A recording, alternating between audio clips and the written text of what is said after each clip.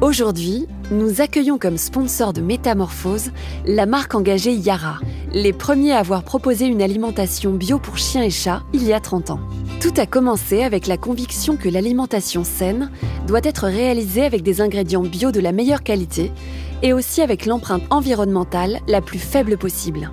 Yara, c'est pour les amoureux des animaux conscients, pour qui la santé animale est une priorité et qui font l'effort de faire ce qui est juste. Tous les ingrédients pour chiens et chats sont sourcés directement dans des fermes bio qui sont engagées pour la planète. Nous aussi dans l'équipe, on est consommateurs de bio depuis des années par conviction. Retrouvez Yara en magasin bio et sur yara.com/fr. Merci à eux de soutenir ce podcast et place à l'épisode.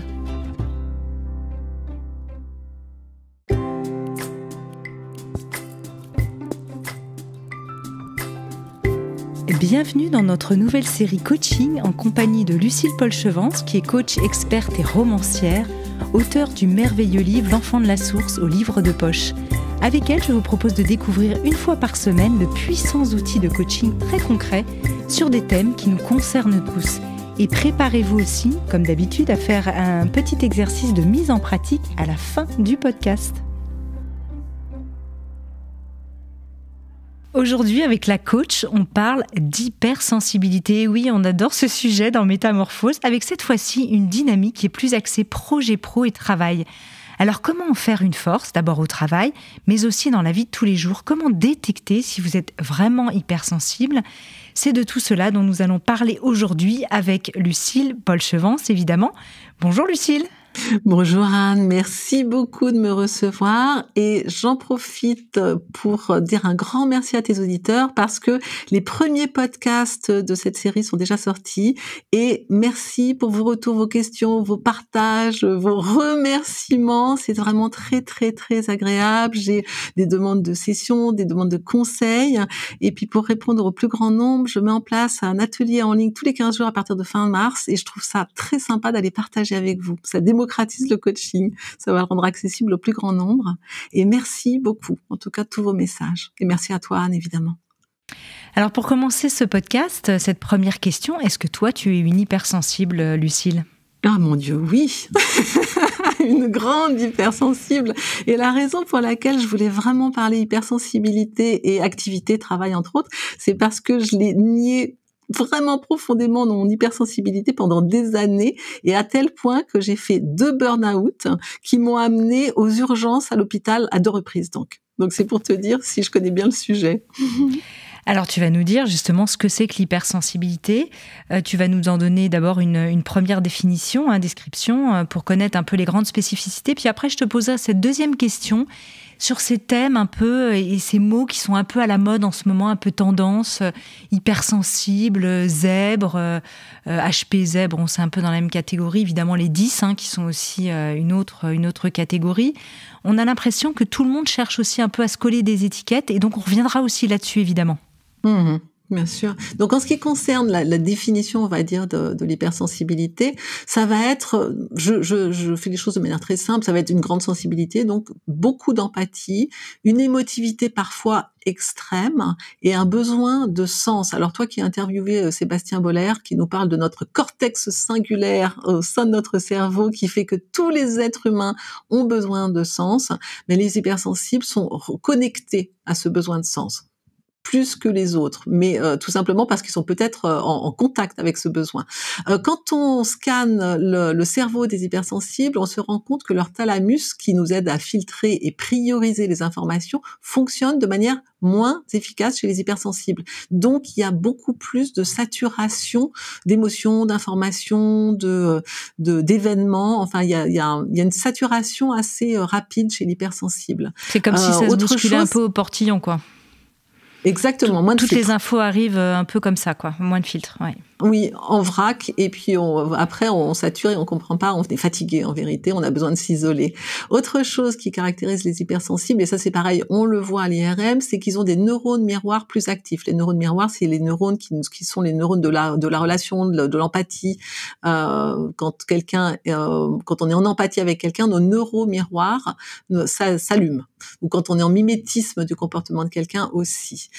Souvent, les hypersensibles ont un cerveau en arborescence. ça part un peu dans tous les sens. Ils ont une bonne capacité de résilience et parfois tout simplement parce que comme on vit dans un monde qui est pas tellement adapté pour les hypersensibles, le besoin de la capacité de résilience, il est indispensable évidemment de la développer. Alors attends, Lucile, je t'arrête sur le cerveau en arborescence. Là, tu terminais la résilience, mais c'est vrai que ça part un peu dans tous les sens. Et en même temps, le cerveau en arborescence, il est capable aussi de faire des liens, non ? J'imagine extraordinaires entre différentes notions, d'avoir une vision macro, mais aussi micro, etc. Exactement. Il y a beaucoup dans un cerveau en arborescence. Il y a le désavantage, c'est que ça peut partir dans tous les sens, et l'avantage, c'est qu'il y a une grande capacité à faire des liens. Pour peu qu'on sache revenir à la base de là où on était parti, c'est plutôt une qualité. Voilà. Alors apparemment, les chiffres évoluent. On est entre 20 et 30% de personnes hypersensibles. Il y aurait 10 millions de Français hypersensibles.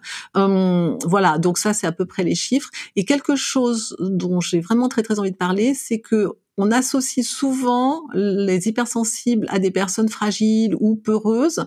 C'est absolument pas le cas. Certains hypersensibles sont fragiles et peureux et d'autres absolument pas. Donc ils peuvent très facilement entreprendre les hypersensibles. Ils n'ont pas forcément des comportements de trouillards, on va dire ça comme ça. D'accord. Mais ça, c'est bien. Merci de le préciser, effectivement. Alors, sur cette deuxième question, un peu des étiquettes, c'est vrai qu'on entend aussi parfois des pédagogues dire « Oh ben maintenant, à l'école, chaque enfant est spécial, en fait. » Et ça me ramène à cette question aussi fondamentale. On est tous uniques et finalement, est-ce que c'est pas la nature même de l'humain d'être d'une certaine manière hypersensible avec des caractéristiques différentes, y compris ceux qui n'ont pas l'air d'être hypersensibles parce qu'ils sont carapacés? Je suis complètement d'accord avec toi. Il y a des études qui ont été faites à l'université de Vancouver et qui démontraient que les enfants de moins de 2 ans, c'est des études faites sur les enfants de moins de 2 ans, qu'ils avaient tous un niveau d'empathie phénoménal. Donc ça peut nous amener à penser que l'être humain est profondément empathique, voire hypersensible de nature et de naissance, et qu'après les chocs de la vie vont faire que on va se blinder. Moi, ça a été mon cas. J'ai longtemps pensé que j'étais pas hypersensible parce que j'étais assez sur la défensive et je me protégeais beaucoup. Donc ça veut dire que les gens qui ne se qualifieraient pas aujourd'hui, par exemple, d'hypersensibles, on en a dans notre entourage qui se disent « bah non, finalement, moi, je me ressens pas tellement comme ça », pourraient aussi, à l'inverse, s'ouvrir quelque part à cette hypersensibilité.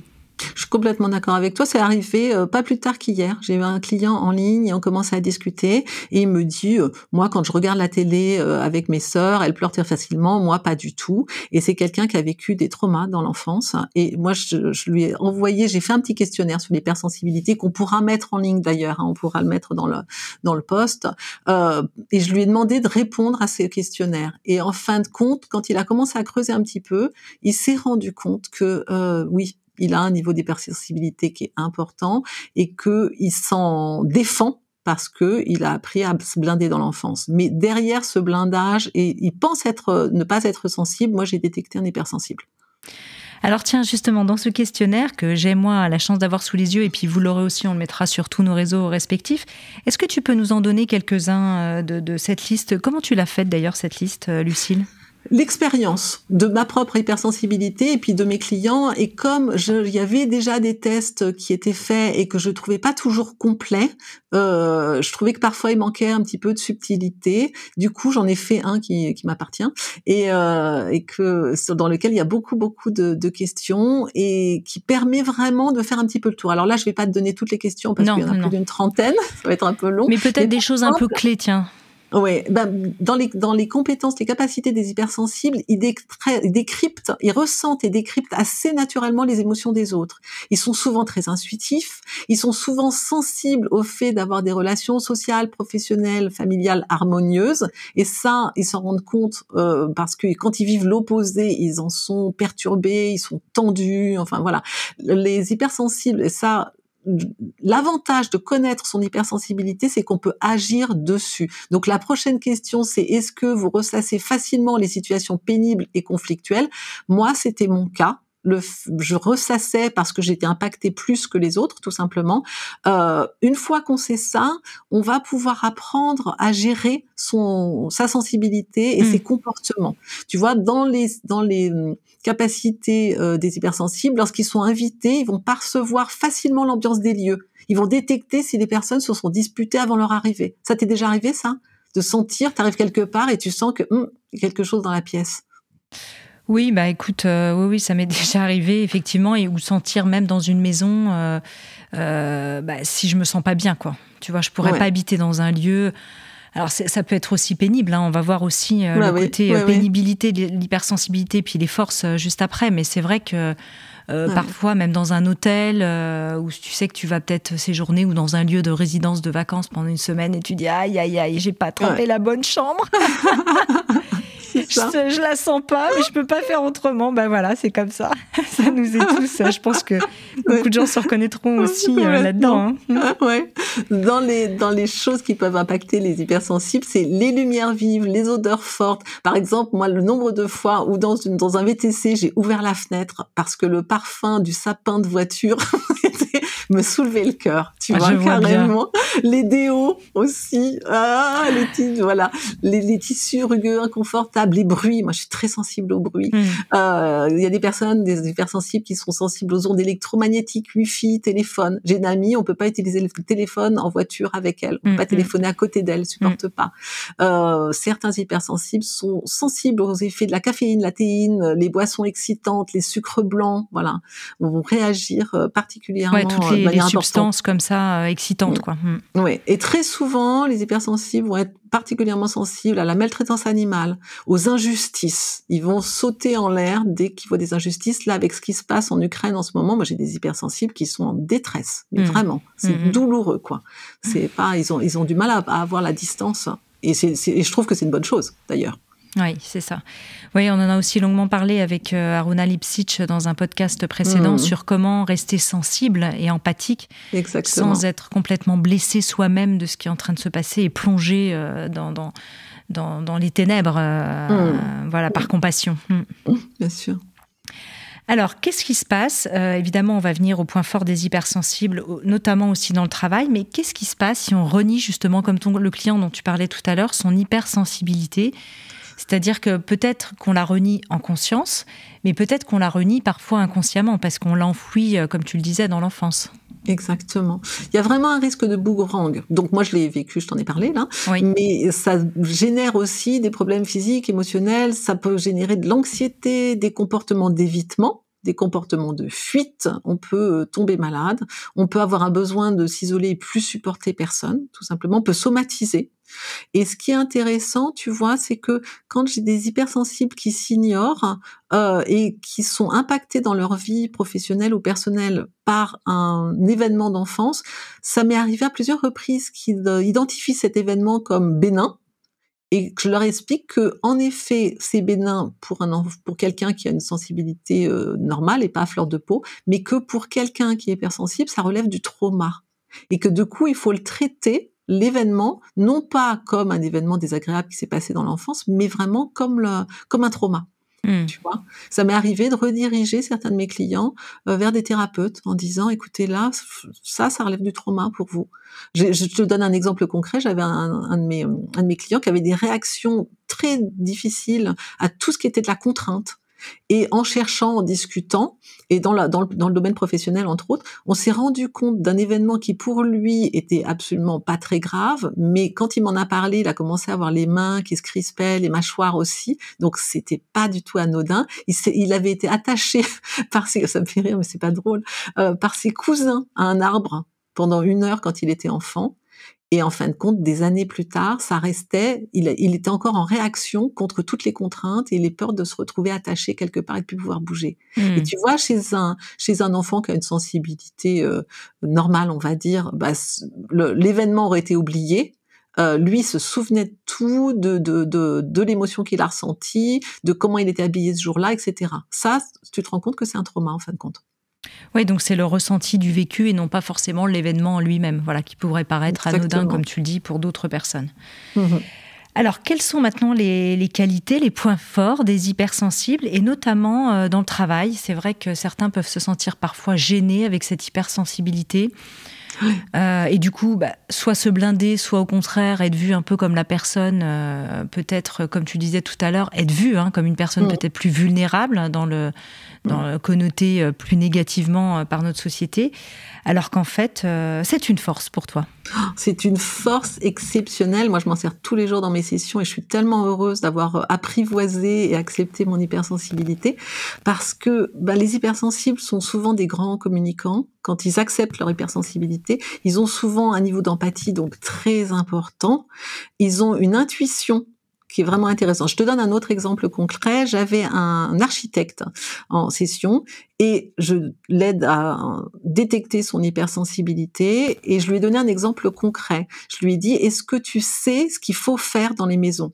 Plutôt que, est-ce que tu perçois, est-ce que tu ressens de manière intuitive? Et là, il me regarde et il me dit, mais écoute, c'est incroyable parce que il y a un mois, j'avais un client qui hésitait entre faire raser sa maison ou la faire rénover. Et j'ai énormément insisté pour la faire raser, alors que ça aurait été mon cerveau intellectuel et rationnel me disait on rénove. Et quand ils ont fait raser la maison, ils se sont rendus compte qu'elle était complètement pourrie de l'intérieur. Ça, c'est la capacité, la compétence d'un hypersensible dans le monde de l'architecture. Il va savoir de manière complètement intuitive. Autre chose que les hypersensibles vont connaître, ils vont être sensibles, ils vont détecter les risques et les dangers dans le travail. Tu vois, par exemple, dans la nature, les chevaux, quand ils sont en troupeau, c'est une jument hypersensible qui va guider le troupeau. C'est pas le mâle alpha. Le mâle alpha, il reste à l'arrière du troupeau, donc pour les chevaux sauvages, pour défendre le troupeau. Et les éléphants, c'est pareil. On sait que c'est une femelle éléphante qui gère le troupeau, qui le dirige, qui sait trouver l'eau, parce que ce sont souvent ces animaux-là qui sont hypersensibles, qui sont intuitifs et qui vont savoir intuitivement ce qu'il faut faire. Dans les autres qualités de l'hypersensibilité, souvent la conscience. Ils sont très, très consciencieux. Les hypersensibles, tu vois. Oui. Tiens, sur la sensibilité au risque et au danger, est-ce qu'il n'y a pas justement, si on va plus loin, le risque de devenir juste très anticipateur, de voir justement les dangers, parce qu'il pourrait y en avoir, mais qu'il n'y en a pas toujours, et de développer une certaine forme d'anxiété aussi par rapport à une préméditation, qui pourrait... Je suis tout à fait d'accord avec toi, et ça va concerner les hypersensibles qui n'ont pas accepté leur hypersensibilité. Donc, du coup, ils n'ont pas la bonne distance avec l'hypersensibilité. Quand elle est intégrée, elle est équilibrée. Elle n'est pas en trop ou en pas assez. Donc vraiment, pour toutes les personnes là qui nous écoutent et qui se retrouvent dans ce que je suis en train de dire, Fabrice Midal, dont on parlait tout à l'heure, a écrit des livres absolument merveilleux sur l'hypersensibilité. T'as interviewé aussi Thomas Sella. Saverio Tomasella, oui, on a fait ces 2 podcasts sur l'hypersensibilité. Exactement, et je recommande vraiment d'aller lire ces livres-là. Faites le petit test là que on va mettre à votre disposition, parce que là au moins vous définissez, et après travaillez dessus jusqu'à ce que vous vous soyez approprié votre hypersensibilité. Et là ça devient une force. Quand l'hypersensibilité elle est niée, ça devient une difficulté. Et oui. Oui, du coup, comment distinguer, excuse-moi, parfois la peur, l'angoisse, l'anxiété de l'hypersensibilité? En l'ayant accepté, toi, tu penses que ça suffit? Oui. En l'écoutant, en se l'appropriant. C'est-à-dire que tant qu'on la rejette, on va avoir besoin, ça va s'exprimer d'une manière très désordonnée et parfois à notre détriment. Alors que si c'est accepté, intégré, je te dis, moi j'ai fini 2 fois à l'hôpital, donc je peux vraiment en parler. Aujourd'hui, c'est ma plus grande force, mon hypersensibilité. Donc vraiment, aux personnes qui nous écoutent, allez-y, occupez-vous de votre hypersensibilité, c'est le plus beau cadeau de la vie. Vraiment, c'est merveilleux. Alors, dans les autres points forts, tu disais aussi que ce sont des personnes empathiques, qui ont de la compassion, qui sont soucieux des autres. Oui, et qui ont besoin d'harmonie sociale. Donc c'est une merveilleuse qualité, l'hypersensibilité. On a besoin que l'autre soit bien, donc on a tendance à s'organiser pour que les gens soient en bonne relation les uns avec les autres. Les hypersensibles détestent les conflits parce que tout simplement ça les heurte. Ça les impacte, donc ça les perturbe. Donc ils vont être soit en fuite, soit en résolution de problèmes. S'ils ont intégré leur hypersensibilité, ils vont être en résolution de problèmes. Ils vont pas être ni en fuite ni en colère contre les conflits des autres. Et la synesthésie? Alors, certains hypersensibles sont synesthètes, et la synesthésie, c'est la capacité d'associer plusieurs sens. Nabokov, par exemple, quand il voyait des lettres, il voyait des couleurs. Voilà. Messiaen, le musicien, compositeur, quand il voit de la musique, il voit des couleurs aussi. Moi, j'ai mon meilleur ami qui est synesthète, qui est musicien, et pour lui, la couleur a de la musique. Et il y a pas mal de synesthètes, d'hypersensibles. Il y a un certain nombre d'hypersensibles qui sont synesthètes. Donc, qui associent plusieurs sensations. Moi, j'ai une part de synesthésie dans mes relations aux autres, c'est-à-dire que je sens parfaitement ce qui se passe dans l'autre. Donc ça va au-delà de l'intuition. Je ressens moi physiquement ce que ressent l'autre. Donc c'est l'association de deux ou ça peut être plus? Je pense que c'est 2 ou 3. Mais généralement c'est 2. 2 déjà c'est pas mal. Est-ce que les hypersensibles sont toujours des gens justement hyper gentils? Parce que là on parle de l'altruisme, l'empathie, etc. Ou pas forcément? Eh ben pas du tout. On a l'impression qu'on parle toujours de l'hypersensible, bisounours, empathique, etc. Justement, quand cette hypersensibilité elle n'est pas intégrée, pas acceptée, ça peut s'exprimer d'une manière pas très agréable. Ça peut générer de l'agressivité, de la manipulation, de la violence, du mensonge. Parce que tout simplement, on n'arrive pas à affronter les situations, de la distanciation sociale, et même parfois du mépris. Et là, je te donne un exemple concret pour que tu comprennes. J'ai un de mes clients qui est un artiste, et un jour, on était en train de discuter de sa relation au journaliste, et vraiment, il les déteste et il les méprise. Il me dit, ils sont d'une imbécilité, d'une inculture, enfin, etc. Et j'ai tout de suite senti que derrière ça, il y avait une vraie blessure, une peur d'être jugé. Les hypersensibles font souvent de leur mieux parce qu'ils ont peur d'être jugés. Et je lui ai expliqué qu'il avait juste peur d'être jugé. Et je lui disais, tu vois, quand tu bascules dans le mépris envers ton entourage et envers les journalistes, peu importe qui, ça veut dire que tu as peur. Ça veut dire que ton hypersensibilité est atteinte et attaquée et que du coup tu te défends. Et ça a été vraiment intéressant, tu vois, parce que du coup, dans les semaines qui ont suivi, il a observé ça. Et je lui disais, observe comment tu te sens quand tu méprises quelqu'un. Et il me disait, t'as raison. C'est une manière vraiment de me protéger. Le mépris, voilà. Et lui, c'est quelqu'un qui intellectuellement est particulièrement développé, et je connais des hypersensibles. L'hypersensible, il est potentiellement agressé par l'environnement. Tout simplement parce qu'on vit pas dans un monde magique avec des relations harmonieuses, on n'a pas un univers qui est toujours facile. Donc du coup, on est obligé de se défendre d'une manière ou d'une autre. Et je connais des hypersensibles qui ont investi dans de l'intellect et qui sont brillantissimes et qui ont une supériorité intellectuelle qui donc peut virer au mépris. Et c'est un système de défense, tu vois. Voilà. Alors attention, hein, j'ai pas dit on peut être menteur et manipulateur sans être hypersensible. Hein. Je donne pas de bons prétextes aux menteurs pour dire je peux mentir, c'est normal, je suis hypersensible. Non, on a bien compris. Alors, quelles sont les solutions pour être plus confortable, plus efficace dans le travail, entre guillemets, enfin mieux, voilà. Quand on est une personne hypersensible, quand on a reconnu cette hypersensibilité et qu'on a envie un peu de bouger à ce niveau-là. Alors déjà, la première chose, c'est comprendre le mode d'emploi. Quel hypersensible êtes-vous? Dans quel domaine? Après, c'est une fois que vous avez diagnostiqué, détecté votre type d'hypersensibilité, c'est d'aller reconnaître tout ce qu'il y a de compétences, de talents et de qualités dans cette hypersensibilité. D'accord? Et très souvent, pour des personnes qui se sont niées dans leur hypersensibilité pendant longtemps, elles vont tomber dans la complaisance. C'est-à-dire qu'elles passent du déni à la complaisance, où tout à coup, le monde entier doit s'adapter à l'hypersensibilité qu'elles ont découverte. Et non, trouver le juste équilibre entre ce déni et cette complaisance pour ne pas l'imposer aux autres. Parce qu'on peut avoir l'impression, moi je sais que j'ai vu ça dans mon entourage et puis peut-être aussi pour moi-même, c'est vrai que quand on découvre ça, du coup on a tendance à vouloir le communiquer et on a un peu cette impression parfois de dire, de lever le doigt en disant attention je suis une chochotte. Il y a un côté un peu comme ça. C'est ça. Et maintenant que moi j'ai reconnu que je suis hypersensible, du coup faut que tout le monde le reconnaisse et s'y adapte. Ben non, pas du tout. Et plus les personnes intègrent cette hypersensibilité, et moins elles ont besoin d'aller la faire valider à l'extérieur. Donc c'est toujours la même chose. Hein. On commence par soi, on intègre tout ce qui relève de son hypersensibilité, et après, tu vois, là j'ai une de mes clientes qui a découvert son hypersensibilité et au bruit entre autres, et du coup son environnement professionnel est bruyant. bruyant et elle avait décidé que toute la société devait s'adapter alors que elle travaille dans une salle de sport. Donc, si tu veux, c'est bruyant, qu'il fallait changer toute la sonorisation du lieu. Enfin, tu vois, et je lui dis, non, tu vas apprendre à travailler autrement, mais là, tu vas pas imposer ton hypersensibilité à ton lieu de travail. Et elle comprenait pas au début, tu vois, mais parce qu'elle l'a tellement nié que du coup, elle voulait la survalider avec le fait que l'univers entier s'y adapte. Voilà. Oui, c'est vraiment intéressant. Et puis parfois, on peut croire que, alors je veux pas parler de moi spécialement, mais c'est un exemple qui peut éclairer des personnes parce que je l'ai vécu et j'étais vraiment pas consciente. Je pensais que j'entendais moins bien en fait qu'avant. Et même quand j'étais étudiante, parfois mes amis se moquaient de moi en disant alors Anne, faut qu'on répète plusieurs fois, etc.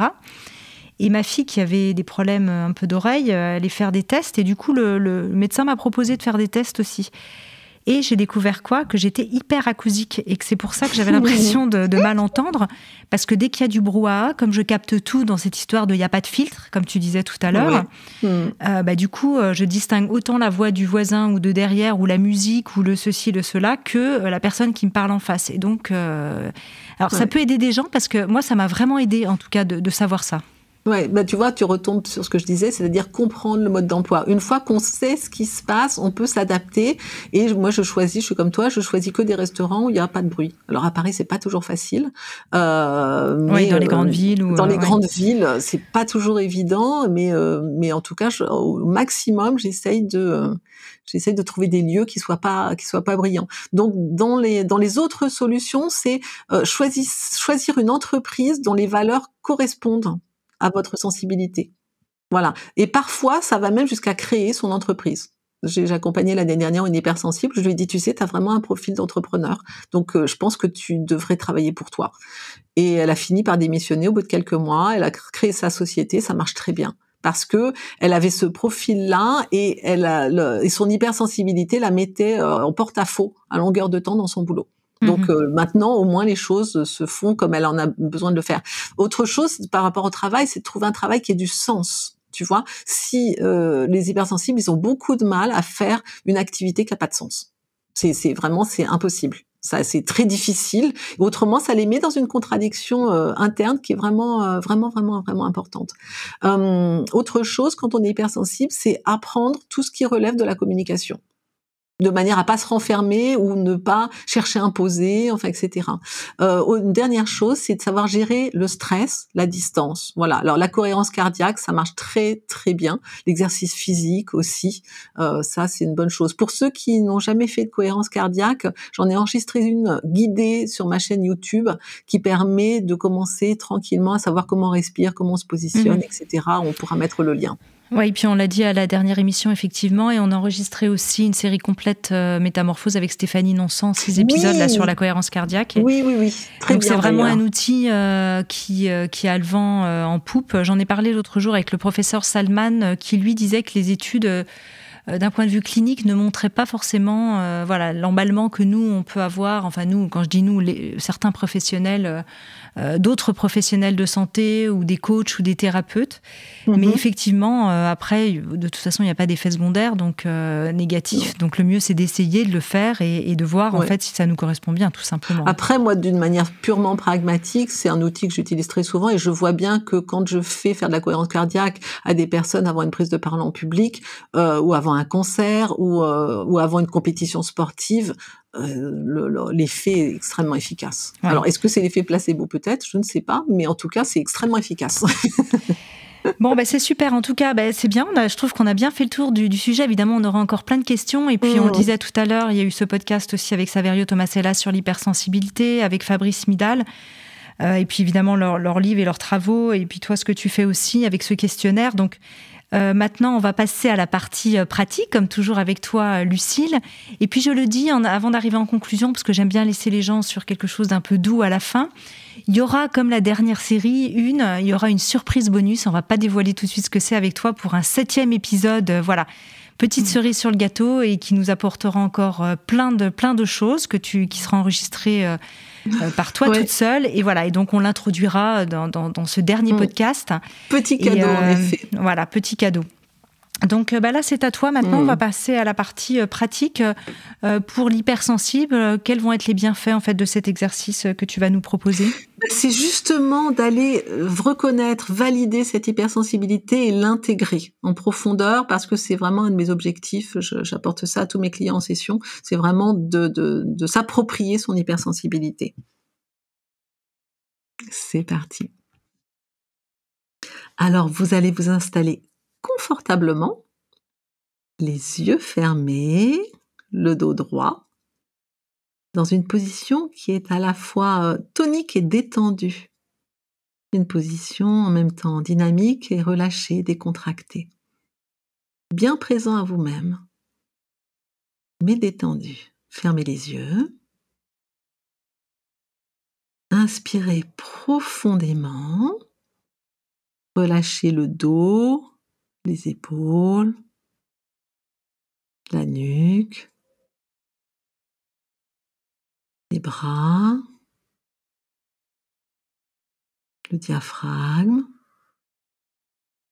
le ventre. Inspirez, expirez en profondeur. Installez-vous dans la stabilité de vos hanches et ancrez-vous dans le sol avec vos pieds. Et maintenant, tout simplement, mettez-vous en contact avec votre sensibilité. Comment s'exprime-t-elle ? Qu'avez-vous identifié qui puisse vous faire penser que vous êtes hypersensible ? Alors tout d'abord, on va commencer par l'aspect un petit peu inconfortable. Est-ce que vous êtes sensible au bruit, au son, aux lumières, aux relations conflictuelles, aux émotions ? Est-ce que vous êtes impacté par les disputes, les contrariétés ? Qu'est-ce que vous avez identifié ? Et inspirez, expirez, et juste prenez conscience. Et maintenant, comment vous sentez-vous si vous acceptez la part de grande sensibilité qui est en vous ? Est-ce que vous vous sentez de la peur ? Est-ce que vous vous sentez vulnérable, fragile, dans le doute, dans la colère, dans le rejet ? Qu'est-ce qui se passe quand vous acceptez cette sensibilité qui est en vous ? Et comment votre hypersensibilité a-t-elle été considérée dans votre enfance ? Laissez remonter les souvenirs, les sensations, les images, les mots. Avec une distance très juste, très simple, la bonne distance. Vous ne tombez pas dedans et vous ne fuyez pas non plus. Soyez juste en présence, en conscience de ce que vous avez vécu. Inspirez et expirez en profondeur. Et comment ça s'est passé ? Dans quel contexte ? Familial, social, religieux, scolaire ? Qu'est-ce qu'il en est de cette sensibilité ? Quels mots avez-vous entendus ? Est-ce que vous avez des images qui remontent ? Des sensations, des souvenirs ?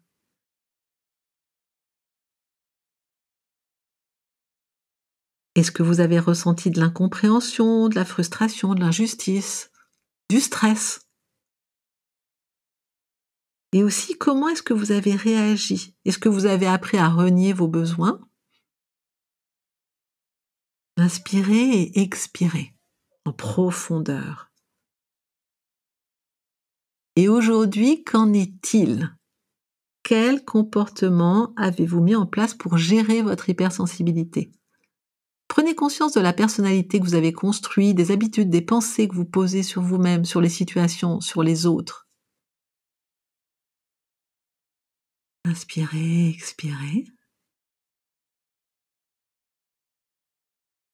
Laissez remonter tout cela. Vous avez besoin vraiment d'identifier les comportements, les habitudes, les pensées aussi, pour pouvoir accepter et utiliser au mieux votre hypersensibilité. Aujourd'hui, comment pensez-vous ? Comment agissez-vous ? Comment communiquez-vous ? Est-ce que c'est fluide ou est-ce qu'au contraire, vous avez de la résistance ? Et laissez tranquillement toutes ces prises de conscience s'intégrer à l'intérieur de vous. Vous restez juste en présence de ce qui se passe. Relâchez bien le diaphragme, bien les épaules. Et laissez décanter ce que vous ressentez. Vous allez apprivoiser votre sensibilité sous toutes ses formes parce qu'elle est votre plus grande force. Et vous allez prendre 3 grands inspires. Inspirez, inspirez, inspirez profondément et expirez. Encore une fois.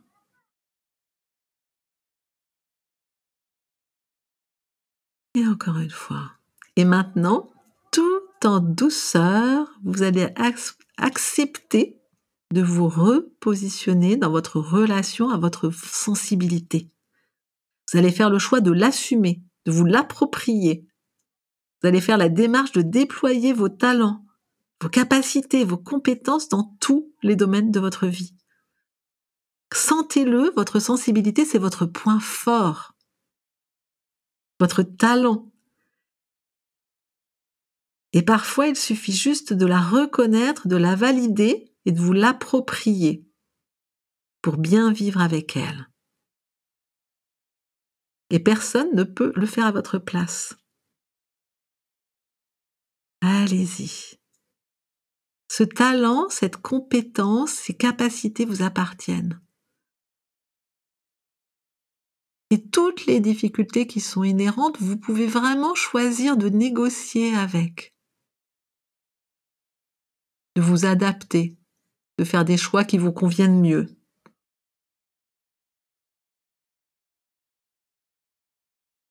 Et surtout, cette hypersensibilité, vous allez la reconnaître et vous l'approprier parce que personne ne peut le faire à votre place. Et lorsque vous l'aurez fait, vous verrez que le monde autour de vous va devenir plus simple et plus facile.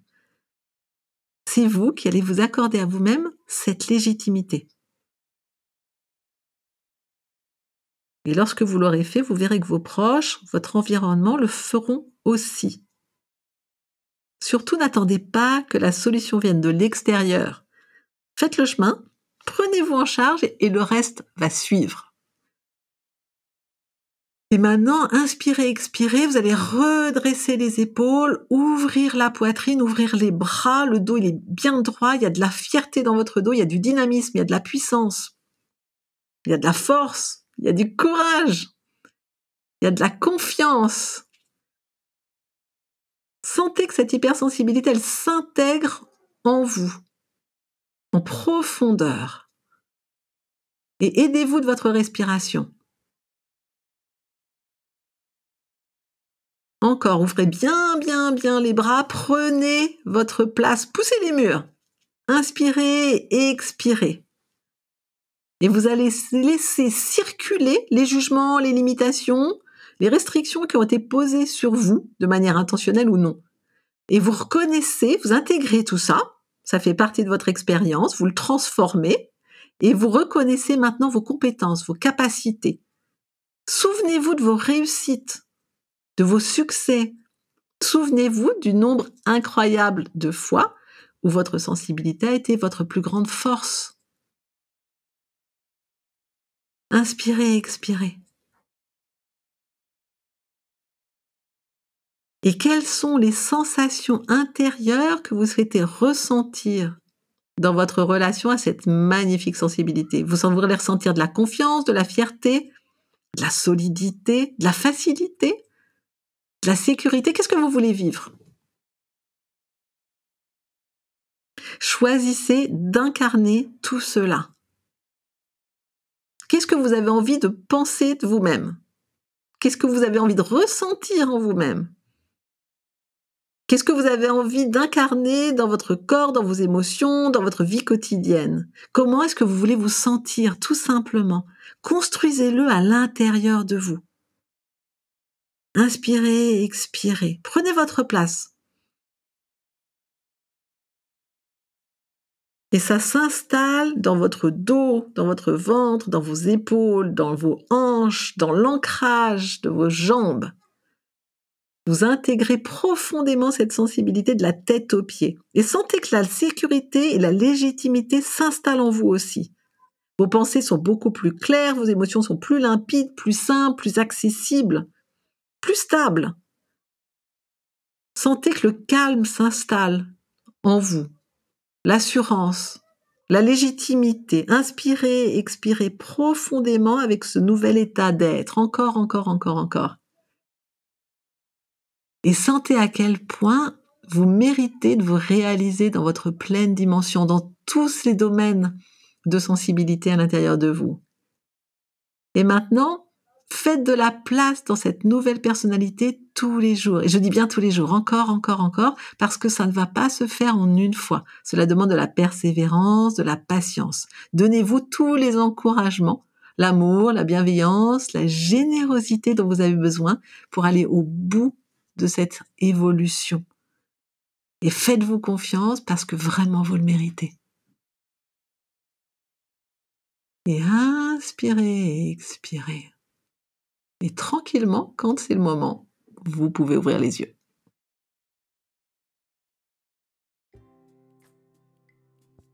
Lucile Paul-Chevance, merci infiniment pour tes conseils de coach avisés.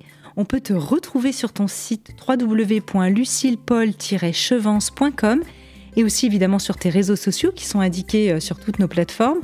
À noter à nouveau que ton merveilleux livre L'Enfant de la Source est disponible aux éditions Livre de Poche. N'hésitez pas également à écouter ou réécouter la première série de coaching pour aller bien au quotidien en 6 épisodes avec Lucile Paul-Chevance. Merci Lucile pour tes précieux conseils et à très vite. Si vous avez aimé ce podcast, n'hésitez pas à lui donner 5 étoiles sur Apple Podcast ou sur votre plateforme préférée. Découvrez mes invités en avant-première sur Instagram à l'adresse Métamorphose Podcast et surtout abonnez-vous pour ne manquer aucun épisode. Retrouvez en librairie mon livre issu du podcast Métamorphose éveille ta conscience, 33 rencontres essentielles pour être soi aux éditions Erol, ainsi que mon tout nouvel oracle du Scarabée d'or chez le même éditeur. Et enfin, pour nous soutenir, participer au cercle de discussion ou rencontrer en direct nos invités, rejoignez dès maintenant la tribu Métamorphose à l'adresse patreon.com/métamorphose. Merci. Métamorphose, le podcast qui éveille la conscience. Par Anne Guéquière, tous les lundis et jeudis, dès 7h.